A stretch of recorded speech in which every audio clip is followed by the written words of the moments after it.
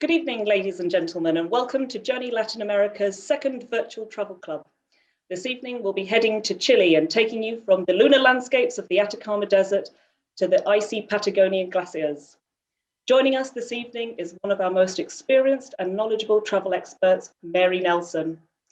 Mary has not only traveled the length and the tiny breadth of Chile, but she's also from Chile, so no doubt she'll be giving us lots of insight and travel tips. Once again, thank you very much for joining us this evening. We really hope you enjoy our travel club to Chile. And without further ado, I will now hand you over to Mary. Thank you, Laura. Thank you for that introduction. Good evening, everyone, and thank you very much for joining us tonight. To start our trip, I just want to show you a quick video to sort of whet your appetite about these lovely countries. So without much further ado, let's just start with this. I hope you can hear it.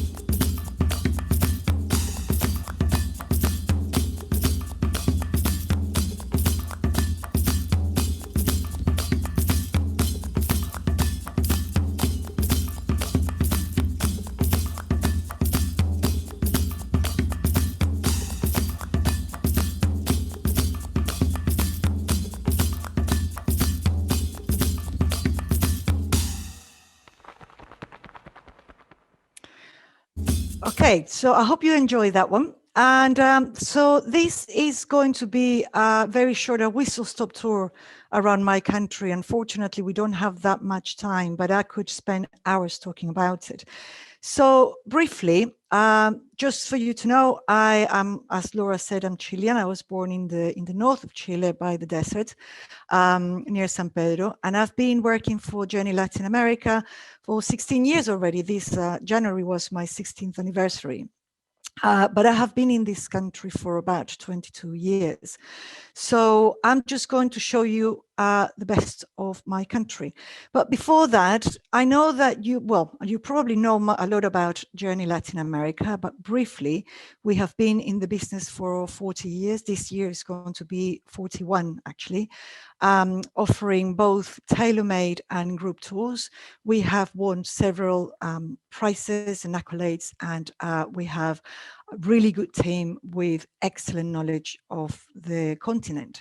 So we do tailor-made with a big range of accommodation destinations. We try to do as much as we can in the continent, everything that you want to, you wish to see. If it's possible, we can do it. Cater for families, for solo travelers, honeymoons, pretty much anything. We have mixtures of private excursions, transfers, etc., and shared ones as well. So we do have several holiday examples in our website, so just take a look. We also offer escorted group tours, two different types, discovery journeys and classic journeys, which the major difference is in the quality of accommodation and also whether it's public transport or private transport. Groups vary between 4, maximum of 16, 20, although currently we are doing a maximum of 12 people due to COVID. They're fully escorted by a Journey Latin America tour leader. And if you're willing to share, there's no single supplement. So just please take a look in our website for these. Now, about Chile, how you get there. We've got British Airways flies directly from London Heathrow. It doesn't fly every day though, so it's about 3 times a week. So other alternatives are via Europe with Iberia, Air France, and also the Chilean airline LATAM, which goes via Sao Paulo. Just in case, BA also fly directly to Buenos Aires, Rio de Janeiro, and Sao Paulo in case you would like to combine Chile with other countries. What's so attractive about Chile? It has a little bit of everything, really. Great cities like Santiago, like Valparaiso, which I'm going to refer later. You have the scenery is absolutely stunning. It's beautiful. You have amazing wildlife. It's good for those people who like for outdoor enthusiasts, and also for those who like city dwellings. You don't have to be a hardcore trekker. You can just be a very sedentary person and be taken to see all these beautiful landscapes anyway. But if you like to have, if you're a thrill seeker, you can find that as well. So it does have a bit of everything, and of course, you have fantastic wine and good food.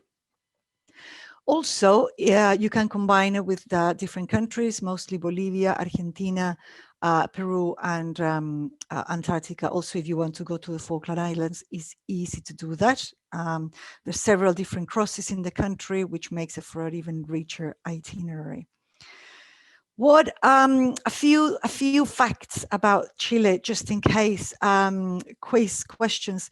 It is the narrowest country in the world, so you can go from one side to another one in less than a day. But it will take you a few days to go from north to south. It is the longest country in the world, north to south, mind you, not the longest coast. But it has several climatic zones, as you can see there, indigenous groups, several volcanoes, some of them you can visit, and the driest desert in the world. These are the major areas I'm going to visit today: Atacama Desert, Valparaiso, Santiago, Lake District, Chiloe, and Patagonia, as well as Easter Island. Starting with the capital, Santiago. It's a big city, actually. It's quite a sprawling city. It's good to stay for a couple of days, no more than, let's say, at least one full day, 2-3 nights is good, but you can visit different areas around. It has a great surrounding. I mean, the location is quite impressive because it's in a valley, so it's surrounded by these huge mountains. Some of them people go and climb during the weekend, and it's about 5,000 meters high. So it's actually quite impressive to visit and to see. As a city, it's vibrant. You have a lot of history behind it. It's very modern on one side. It's quite old in other areas, but you can see a little bit of everything. So you have you have great nightlife. But it's quite relaxing in other aspects. This is what is called the Mercado Central. By the way, several of these are my pictures, by the way. So there's several of these that I've taken throughout the years. It's a fantastic place to visit. From Santiago, about an hour and a half, is one of my favorite cities. Valparaiso is the main port, and therefore the location of the Navy. And it used to be the main port in South America before they built the Panama Canal. And it's a melting pot of all sorts of nationalities. It's really bohemian. It's a little bit anarchic as well. It's a center for great artistic life as well.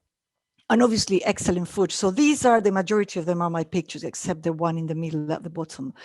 So you can see graffiti artists. You see all these houses are perched up in the hills, and you have no idea how they manage to stay there without falling into the cliffs or into the gorges behind them. It's a fantastic place, and it's really bohemian as well. Because of the location in a bay, you have amazing New Year's celebrations. It's a great party, and you can stay there for a couple of nights. I've been to a couple of them. I decided that a couple were more than enough for my well-being because they're really raucous, but they're amazing. And just mind you, Valparaiso is a port. It is not a beach destination, but you have several beaches, as you can see here, to the north of the city, and some of them are on the sister city of Viña del Mar, and another one's just a bit further up. But it's a great place to relax after a hectic itinerary. Now, back from Santiago, you have the winelands, in the Central Valley. You have 3 major areas, as you can see here, and much of that determine the kind of wines that you can see. So, from Santiago towards the coast, towards Valparaiso, you go via the Casablanca Valley, which is great for the white wines because of the marine air. And you have a couple of wineries where you can stay here, and it's great to combine with Valparaiso at the beginning or at the end of of an itinerary because it's only, the airport is on this area of it's on that side of Santiago, so it's easy to combine when you arrive or before you leave. But you can do that also at the south. This is the Maipo area and is where Carmenere was found after all these years. And they're great wineries. There's also a couple of places where you can stay or you can do day trips. Also, to the south, this is about 3 hours drive south. So you have to consider at least one night to visit because otherwise it feels a little bit too rushed.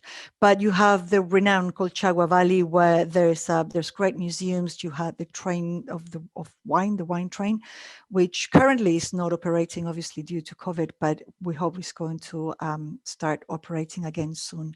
It's a fantastic area, and you can visit several wineries around here. So you can also do a self-drive in this area. It's worth the visit. These are a few pictures of what you can see there. The setting is beautiful, by the way, because you're in different valleys of mountains that go across the country. So you could go from valley to valley, and it's great to combine with Valparaiso. You can do some sort of a tour of the central area. Now, going up north, the flight is about 2.5 hours from Santiago. You land at Calama Airport, which is around there, and then you could visit San Pedro Atacama, which is an hour and a half drive. San Pedro Atacama is the gateway for this area, and is located on the northern part of the Atacama Salt Flats. The picture behind me was taken there. It's in the Tara Salar. It's just a beautiful area. San Pedro is not that high, so it's very manageable. It's only 2,500 meters high, but some of the attractions could go all the way up to 4,500 meters. So you want to spend at least 3 nights here to really explore and visit the area. It's a desert, but it's just incredible. The amount of things you can see here is just mind-blowing. This is San Pedro Atacama village. It's a sleepy village, dusty streets. It dates from about 1500s, which is where the Spanish arrived in the country. Some of these houses are as old as that, and you can see how the time has gone by because the entrance of the houses go down. You have to take some steps down. The setting is pretty impressive, and it's a great place to visit, to stay. The archaeological museum is also fantastic. And around San Pedro, you have these other areas. So this is the church in Toconao. You have the church in Machuca, in different areas which you can visit. We do not suggest self-drive here because it's quite dry and there's nothing other than a few villages here and there. So it could be quite daunting. So we do all the transfers, all the excursions and everything else. But this is a fantastic place. These landscapes are just out of this world. You can see the picture on the top right. That's the Tatio geysers. That bloke is my husband when we visited there last. And this is just a fantastic place. It's just to show the different colors of this landscape. And also the different things you can see. So in the middle of this, at the bottom of this, the middle picture at the bottom, that's the desert, the florid desert, or it happens pretty much almost every September, but it depends on how much rain there had been, because it does rain. Some areas in the desert are completely dry. You haven't had any rain for centuries, but in some other areas it does rain a little bit. And depending on that amount of rain, you might see this beautiful desert, with this carpet of colors in September. It is also worth a visit. What can you do apart from visiting all this? It's actually very active. It's great for trekking. It's good. You can climb the volcanoes. You can do horse riding in the desert, which is very romantic. It's a fantastic thing to do. You can do some cycling, and you have the hot springs here, which are great to visit after seeing the geysers up in 4,500 meters. Really cold. You come here and it's fantastic to warm up. It gets really warm at midday though, but it's great. And stargazing, this picture looks really weird. It's not a starship that's attacking the planet. It's actually an observatory. You can see there's several observatories in this area. Some of them in San Pedro itself, but you have the biggest observatories just a few kilometers away from San Pedro, and you can actually go and visit, in particular during the weekends. We can also organize that for you. Wildlife, obviously, it might not be as abundant as in the jungle, but it is great that, sorry, you can visit some. Several of these pictures are taken by me as well. So you have the desert fox, you have guanacos, vicuñas, the flamingos, and you have the chinchilla, which is on the bottom right, which looks like a big cushion, a big fairy cushion. They're beautiful animals. So back to Santiago, you get on a flight and you fly for 5 hours in the middle of the Pacific Ocean, and you have Easter Island, also known as Rapa Nui, the navel of the world. It is more Polynesian than Chile. That is certainly true, but obviously because it was colonized by Chile, it belongs to the country. But the culture there is really, really interesting. You don't want to spend fewer than 2 or 3 nights, I would say, because it's a really long journey. But these are the Moai figures. They're scattered around the island in different areas. So it's not just one place that you visit, there's several. And it's just incredible. You just don't know why they're there. And it's just fantastic. And the picture to your left is the Birdman, where you have it's the celebration you have every February, the Tapati Festival, which is a really local festival. And it's a real size. It lasts for about 2 weeks, and you really want to see this. Again, it's a really active place. You can go cycling, you can go trekking, and you can go diving, and it is fantastic. You can do a lot of snorkeling, depending on how calm is the sea.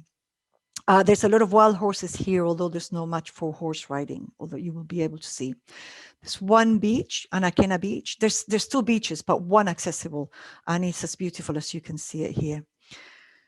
Then flying back from Santiago, you fly down to the Lake District. You can divide this one in north and south. The northern part, you fly to the area of Temuco, and the southern part, you fly to Puerto Varas, but you can combine them both. Now, the major place where you stay in the northern part is a place called Pucón, which is it's a lakeshore resort. Actually, people live there throughout the year, but it's very busy during the summer. Chileans like to holiday at home, so Pucón is one of the places where a lot of people go. What's the interesting thing about this area is the national parks, the volcanoes, all the lakes that you can visit, hot springs. It's great for soft adventure, but really good also for thrill seekers. You have all sorts of things: hiking, rafting, rock climbing, horseback riding. It's really, really good, and it's easy to do self-drive as well if you want to do that. For each stop, you don't want to do fewer than 3 nights, because there is a lot to see here. Also in the Lake District is the big island of Chiloe, of which I'm going to talk a little bit later. These are the sort of landscapes you can see. This is the northern part of the Lake District, although you sort of you can think it could be anywhere in the Lake District. It's the kind of landscapes. It's just beautiful lakes, incredible wildlife, incredible landscapes. And you have the volcanoes. You're going to see volcanoes everywhere you go in this area. Some of them are active, dormant, the majority, but you have an enormous amount of national parks. Sorry, the one before this is the in between. So the picture the top center, that's the car I was using when we were going. Well, one of the visits I did, we're just going from one side to the other one. But there's a lot of things to see in between. So you want to spend about a week, at least if you're going to do something like self-drive, because you want to stop everywhere. And you can do some adventure on the way, or you can just do some trekking, or you can just go by car. There is a lot to see. The picture in the middle at the top, for example, that is Puerto Varas.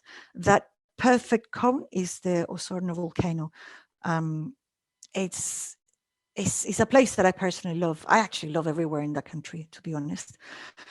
But Chiloe Island is one of the favorites. So how do you get there? There is an airport in Castro, which is the main town. This is and the top, the middle picture, that's in Castro. Those are the house on stilts. but it doesn't fly every day. So you can combine it easily if you fly to Puerto Montt, for example, and then it's a drive to the Canal de Chacao. You cross the Canal de Chacao for half an hour. You're in the area of Ancud, and then you drive down to different areas. So you have the penguin colonies on the western side of the island, and you have the house and stills on the eastern side of the islands, kind of in the middle. What's interesting about Chiloe, it's the culture more than anything else. The landscape is beautiful. It is very rainy, so you have to time it well. The height of the summer, that is January, February, March, is when it's driest. So it's really good. But it's the culture, is the costumes, is what they do. They have a lot of legends and myths. They still believe in goblins and in sorts of ghosts and people that pull your toast in the middle of the night. It is an amazing place, but it has also, if you see these churches, they're typical from Chiloe. They're actually unique, and you have about 14 UNESCO protected churches here. So they're all worth a visit, and it's all very localized. It's all very community driven as well, and it's something that you would like to visit. Food is very interesting, and seafood here is incredibly good and a really good variety. So if you want to really visit Chiloe, you want to spend a couple of nights at least. This is an insert that I decided to include. It is a little bit off the beaten track. This is in between the Lake District, the southern part of the Lake District, and Torres del Paine National Park and Patagonia, really, mostly. You want to do this as a self-drive, but you don't want fewer than 5-6 nights here. A week will be good because the distances are huge. But what you can see is so much and is so beautiful that you would stop at every place trying to take different pictures. You have glaciers, you have the picture on your bottom left is the marble caves that you see from a town, a little village called El Puesto. You get on the boat and you go there. It's kind of from another world, and there's so fewer settlements. There's just a few towns that you really feel as if you're outside the civilization. It is mostly paved, but not all of it, and that adds a little bit of this sense of adventure that you want to see. So the southern part of Chile, southern Patagonia. So just for you to have an idea, Patagonia as a whole region starts pretty much on top of Chiloe. So starts around here, Puerto Montt, a little bit south of Puerto Montt. Sorry, I just went higher. At the top of Puerto Montt, and then all the way south, combining that with Argentina. So it's a huge area. And if you said, I want to visit Patagonia, you do have to consider where exactly you want to go and how long you have, because you can spend a whole month or more just visiting this area. So the highlight of the major place that you're going to visit is you fly to Punta Arenas in the middle here, and then you can go to Puerto Natales, but the major place, the better known, is the Parque Nacional Torres del Paine. It is a huge national park, absolutely enormous. It became a national park in the mid-50s. Before that, it was inhabited by just a few people who decided that they were going to get away from everything, rear sheep, and just have this huge farm. Eventually, people started going there because it's just a beautiful area, and the government decided to create this national park. It's an easy place to combine it with Argentina because you can cross into El Calafate to visit Perito Moreno glacier, and it's about 6 hours drive, more or less. So, and also the other thing you can do from here is from Punta Arenas, you can do the fly cruises to Antarctica, or you can fly to the Falkland Islands as well. This is the landscape of the national park, Torres del Paine, the Great Glacier, the Cuernos del Paine, the Torres del Paine. It is an absolutely astonishingly beautiful national park. It is not just for those who like hardcore trekking, actually. It's for people who are not, who likes a little bit of self-adventure as well. Perhaps visiting the viewing point of the Torres del Paine is a little bit more of a it's a bit more of a hard trek. It's a full day trekking, going uphill and then downhill. but it's for everyone. It's for everyone who wants to see this beauty. You stop everywhere.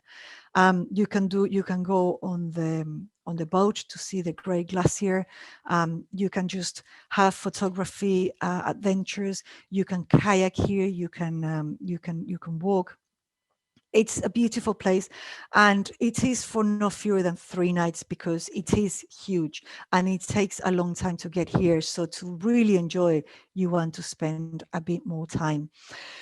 Wildlife is incredible. You're going to see Darwin's rhea everywhere. You're going to see guanacos everywhere. You're going to see condors in some areas. They're not everywhere, but you can see in certain parts. You can see the Patagonian fox, and obviously you have the puma here, which is the star of the show. Unfortunately, it's very elusive, so it's not easy to spot. If you do manage to see them, you have to count yourself very, very lucky. But we do have itineraries and tours that are actually puma trekking.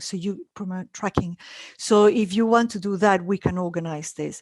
But it has to be really focused on that because they are very, very elusive.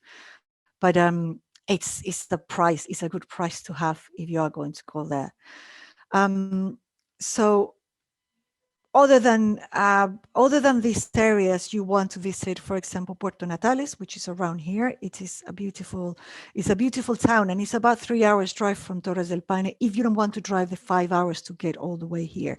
But it's an area where you can stay from 3 to 7 nights, even more, if you really want to take to have a good adventure, great pictures, and see a lot of wildlife.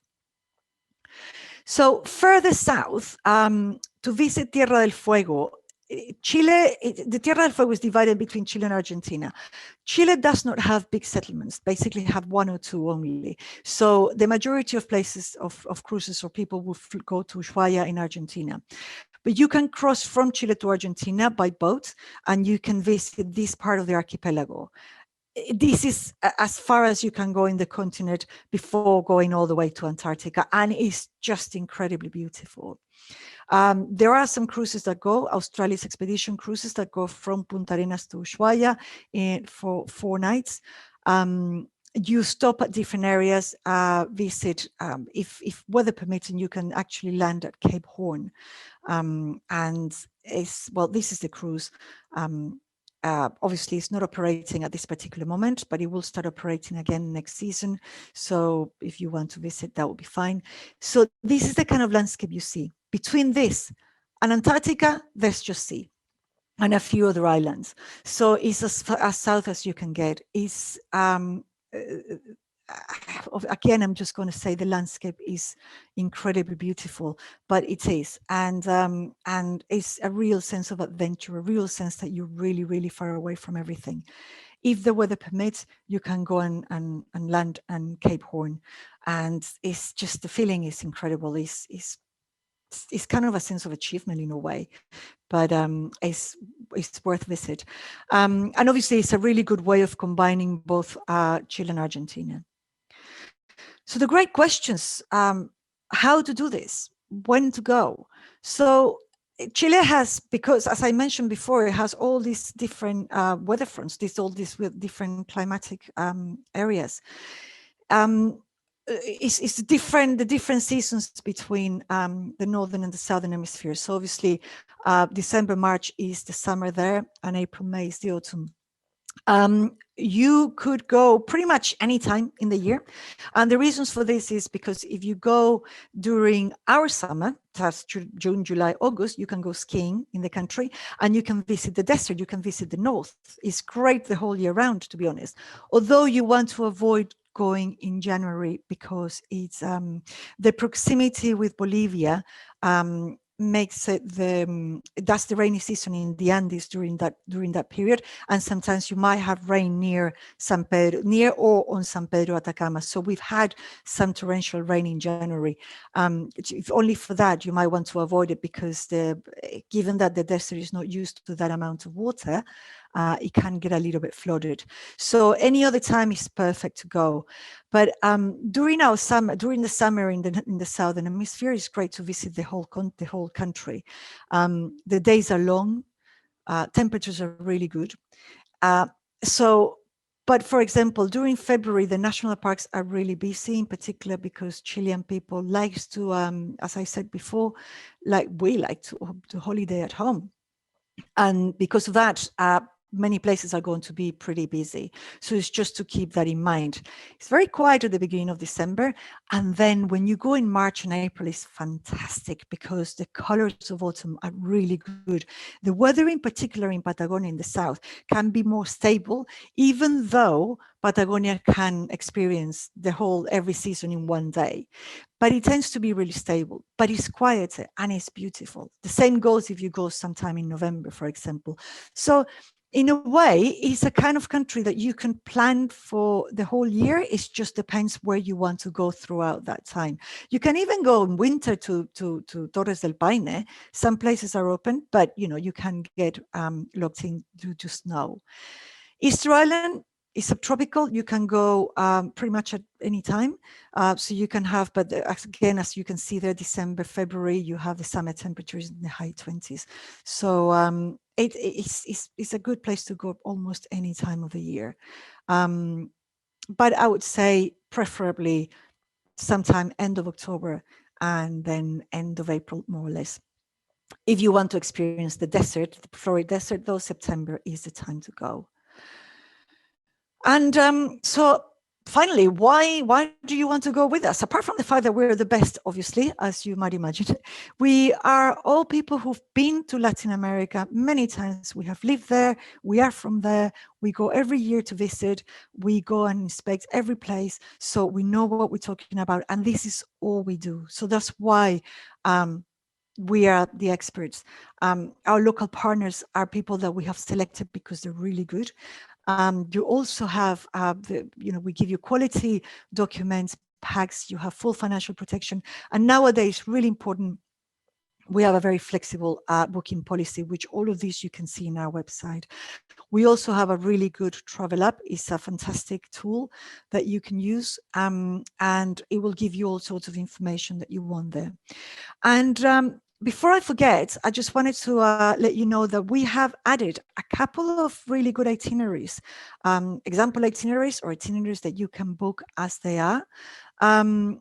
One is the Trailblazer, which sort of try to avoid very crowded places. This is considering COVID, consider the current circumstances.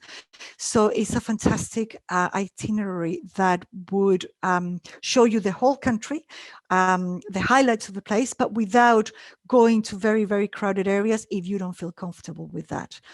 They're all in our website. And also skiing in Chile is a great place to go. It's from Santiago, it's really easy. It's about an hour from Santiago to the ski resorts. You can even go for the day. We used to do that when I was at school. You would skip school and then we just go for the day and back. Or you can spend a whole week there. And then you can go on the same day by the sea and just have a pisco sour, which is my favorite cocktail. And I hope you enjoy it when you go there. So I'm going to leave you with this final slide for you to, I hope you join us for our next virtual travel club. This time is to Argentina in a couple of weeks' time on the 23rd of February. So I hope you enjoy this. I hope it wasn't too fast, but I think we still have plenty of time. And over to you, Laura. That's amazing, Mary. Thank you ever so much. What an inspirational talk. And certainly I know I'll be the first one to pack my bags and be heading out to Chile as soon as we're able to do so. I've seen quite a few questions come in, so we'll go through those in a moment. But before I do, I wanted to ask you, what's your biggest highlight and why? Well, the whole country is a beautiful place. But what I found, it's going to sound a little bit biased, but this is where I was born, the Atacama Desert. And the major reason is because it's a cultural shock when you get there. If you've never been in a desert before, it's so different from everything you're going to see. Patagonia could look roughly a little bit like northern Scotland, for example, with windswept areas and stuff like that. But the desert is just incredible because It's a huge area. It's vast. The colors are amazing. You can see that picture behind me. It's the contrast is something that you would never experience. The dryness of the air, how the sound travels from one side to the other one if you're really quiet. The beautiful skies because there's no light pollution. So it's one of my favorite places in of all the places I've ever seen. But from me in the country, I would send everyone to go and visit the desert, definitely. Fantastic. Thank you, Mary. So I'm just looking at the Q&As, and we have a couple of questions that have come in. One person would like to know if we offer self-drive down the Carretera Austral. Yes, we do. Definitely, it's the best way to actually visit the Carretera Austral. We have an example itinerary in our website. It's called Off the Beaten Track. It suggests about 6 nights in the area, but obviously you can do it as it is there on that itinerary, or we can organize it in whichever way you prefer. You can spend from 5 nights, which I'd say is the minimum, 6 nights, to 2 weeks if you want to. Yes, definitely easy to do it and very enjoyable. Fantastic. Another question is Chile a safe country to travel in on a self-drive? Yes, it is, which is why we actually use it which is why we promote it. It is very safe. The police in Chile, the traffic police called Carabineros, are actually renowned for being really, really honest and very, very good. So don't even try to bribe somebody there, even though there's this image in Latin America where you can bribe police. Don't do that. They're very good and they're very friendly. They would help as much as they can. And in general, people are very good, except for Santiago. Don't drive in Santiago, but drive everywhere else in the country. Okay, and I think the last question that we have, what if you had to budget for eating out, what would you recommend? I know this is going to vary very much on where you are in Chile, whether you're in the city or out in the sticks, but could you give an estimate, sort of a mid-range restaurant eating out? Mid-range restaurant, it could set you back about, say, I mean, a good bottle of wine could be about 3, 4, 5 pounds. Depends where you go, obviously. But the pisco sour would cost about £2, more or less. So you could measure about £15 per person if you have a really good meal, very good with starters, desserts, and all sorts of and pisco sours. If you go high end, obviously it's going to cost you 50, but it depends where you go. Sure. No, that's really helpful, Mary. Thank you. On the theme of safety, what is it like for a woman traveling alone? It's fine. I've met several people traveling alone when I was actually traveling myself, so it's not an issue. People, obviously, you have to be reasonably careful, as anywhere else. But it is very safe anyway, and we would tell you there are areas that you might not want to go, but like in any other country. But as a woman traveling alone, you wouldn't have a problem. Sure, I guess it's a lot of the usual advice with any kind of traveling, to be careful with your belongings, to make sure that you're always in a place with other people, to always take a taxi back home, never to go home alone or to the hotel alone, keep your valuables in a safe. Exactly. But living there, for example, I started traveling, backpacking on my own when I was about 17. And I used to go to San Pedro every year for a couple of weeks on my own, just with my rucksack. And there was never an issue. And then I was going down south. I started going to Torres del Paine when I was about 20 as well on my own. Not an issue. Okay, and how about learning Spanish in Santiago? I don't think we used to be able to arrange that. I'm not sure if we still offer that. No, not anymore, actually. We just, we don't do it. I'm going to be terribly honest here that Chilean Spanish is not the best in Latin America. We have a very particular accent. However, there are several Spanish schools you can learn. It's easy to find out, actually.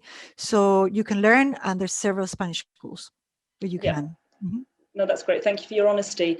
Mary, how easy is it to cross the border into Argentina on a self-drive? Do you have any problems with the car hire company or getting across with papers?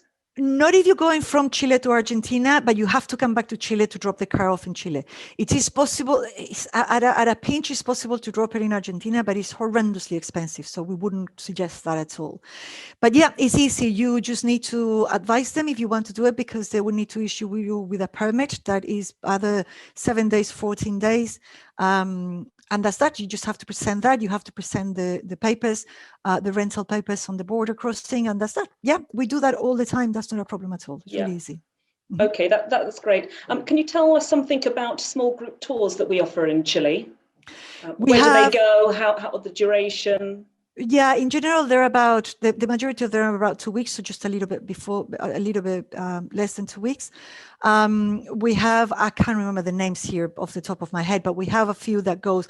They normally would combine either Chile and Argentina, but we do have one that goes just the length of Chile, just combining Santiago, the Atacama Desert, the Lake District, and Torres del Paine National Park. I can help you with that one. That's the Penguin Tour. Thank you. Yes. That's one of our classic journeys where we use private transportation throughout, and we stay in good quality, superior hotels.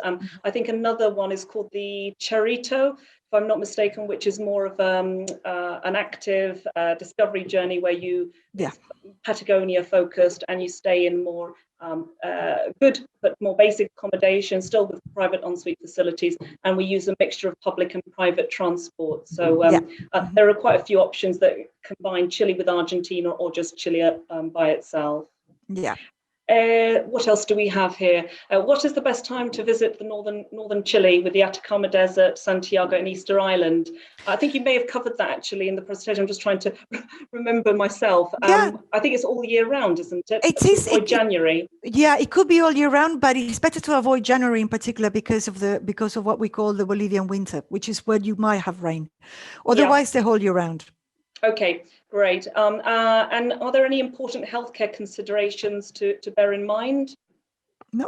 No, Chile is very safe in that sense. There's no particular illnesses or anything or viruses or anything that you need to be. You don't need any vaccinations other than COVID nowadays, obviously, but you don't need any vaccinations. Yeah, I know that the Atacama Desert is slightly high altitude. There are some parts of it, like the Tatio Giza, but so that may affect some people more than others. But as long as you have time to acclimatize. Exactly. As soon as you acclimatize, because San Pedro is only 2,400 meters high, so you don't need, it's not really difficult. You're not going to play a football match in San Pedro anyway, so you just need to be aware of that.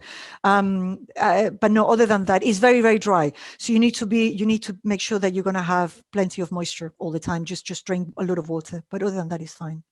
Okay, great. Oh, we just had a lovely comment from a client who travelled with us on the Penguin Tour and included Easter Island in January 29, and they thought it was fantastic. So thanks very much for that. Any recommended festivals, Mary? To be completely honest, there are a few. The major one is the one in Easter Island is the Tapati Festival in February, which is fantastic. Yeah. There is the party of the festivity of La Tirana in northern Chile that is near Iquique, and you just have to. It's near Iquique. It's about an hour's drive inland from there. It happens in July, usually it's about mid-July. It happens for 3 nights. It's for 3 days. Really colorful. It's a fantastic thing that you want to combine with the rest of with San Pedro Atacama, for example, but it's a different area of the north. But those are the major ones, and obviously you have there is the Festival de Viña del Mar, which is a kind of a song contest in Viña del Mar during February. But those will be the major ones, really. Okay, no, that's amazing. Thank you very much. How about traveling by bus and train? Is that easy to do? I don't know if there are any train journeys, or is it La Tronchita? Is it in Patagonia? Is that operating? No, that's in Argentina. That's right. No, this train, not really. No, there is sometimes a train that might go to Chillán, so it's nothing there to see, really. Not really. Bus, easy. There's lots of buses that go the length of the country. But just to be aware, from Santiago to San Pedro is 24 hours. So it's non-stop. So, and then if you want to go down to Punta Arenas, you have to go via Argentina, and it takes you 3 days. I've done that. I wouldn't recommend it. But yes, you can travel by bus. It's really easy, and they go everywhere. Yeah, you just need a lot of time to be away on holiday for, I guess. Yeah. How about combining Chile with the Falkland Islands? Easy. There's flights from. It's only once a week though, so if you're going to go to Falklands, you have to consider a full week there, which we have packages for that anyway. But yeah, the flights from Santiago going via Punta Arenas and onto the Falklands. Great. Has Chile been affected quite badly by COVID?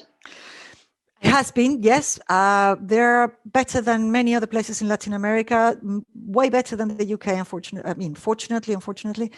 It has been affected. They are getting out of lockdown at the moment, but where they have a tier system.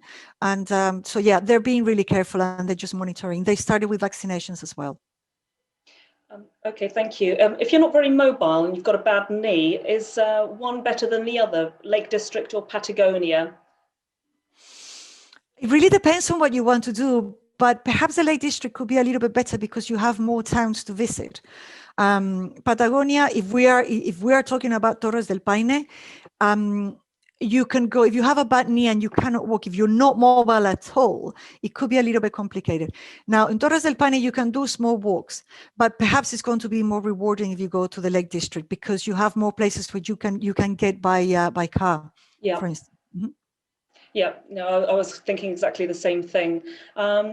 What about healthcare facilities? You know, if you're in Patagonia and Torres del Paine and you need to help any sort of special healthcare, how difficult or how accessible are these places, clinics? Yeah, it depends on where you're going to be in Patagonia. In Torres del Paine, the majority of places would have some agreements with the nearest hospital. The nearest hospital will be in Punta Arenas. There is some clinics in Puerto Natales, which is only a couple of hours from Torres del Paine. So many of them would have helicopter service, they would have rescue services if you are in actual Patagonia itself. The majority of the areas of the refugees, they all have also communications with helicopter services. But the major cities, they're all going to have hospitals, and they're really good hospitals. So yeah, you wouldn't have a problem with that. And mosquitoes, Mary, are they a problem in Chile? No, not really. No, they're not. What you're going to have in some areas in the Lake District during the height of the summer is I can't remember the name in English, Laura. You might know. In Spanish, is tábanos, which is a really, really annoying buzzing insect. But other than the being annoying because of the noise and everything, and they might prick you and everything, nothing else. There's no. They don't carry. Sorry, go on. They don't carry like yellow fever or dengue or anything like that. No. It's not tropical, so you wouldn't have any of that. Great. What are the main sports? I'm not sure you're a sporty person, but what are the top sports in Chile? My main sport is rock climbing, so it's a bit difficult to football. Absolutely, football. Yeah. Football is is just the main one. You have football. If you're of the upper end of society, you have polo as well. They do polo, skiing a lot.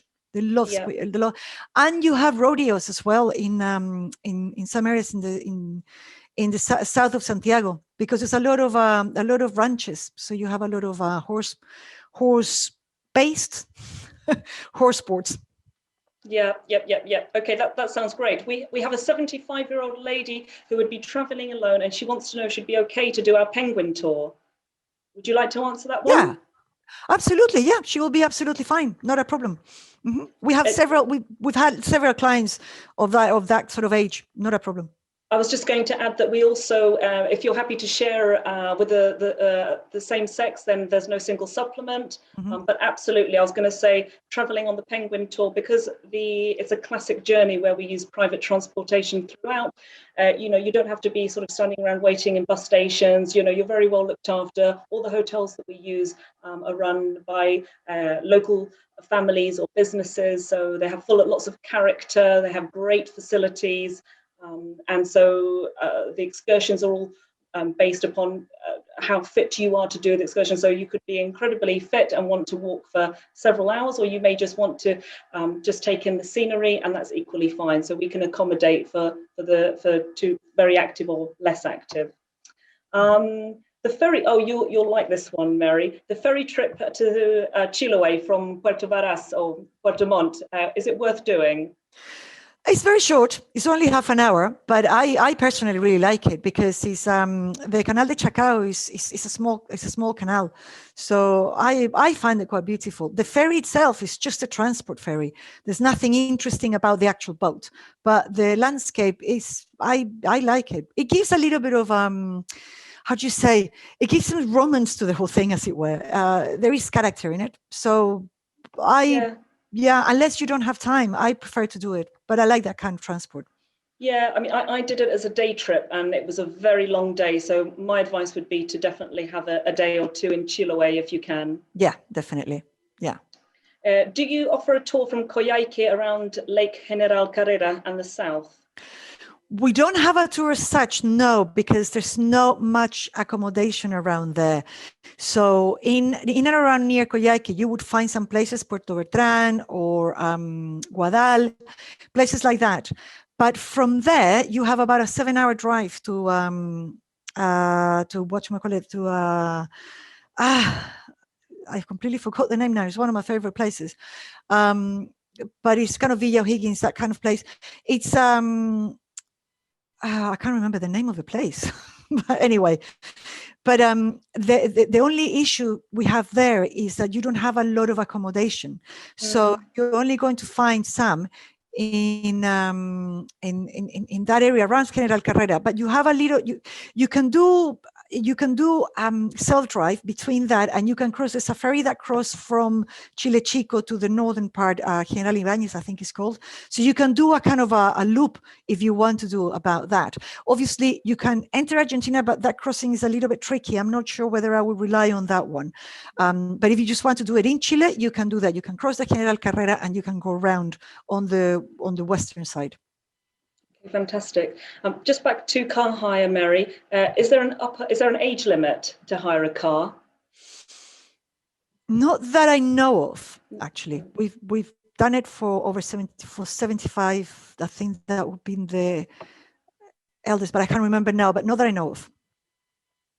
Okay. And how about vegetarians? Are they well catered for in Chile? Yeah, definitely. My best friends are vegetarians.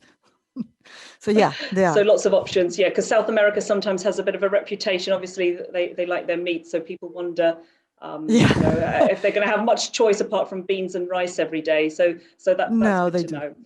In fact, we had a question earlier asking about if the food in Chile was spicy, to which I was quite adamant that it wasn't spicy. But what's your opinion? No, it's not actually. You can add spice. That we have a very specific chile called cacho de cabra, which could be quite kicking, but is an optional. It's not spicy in itself.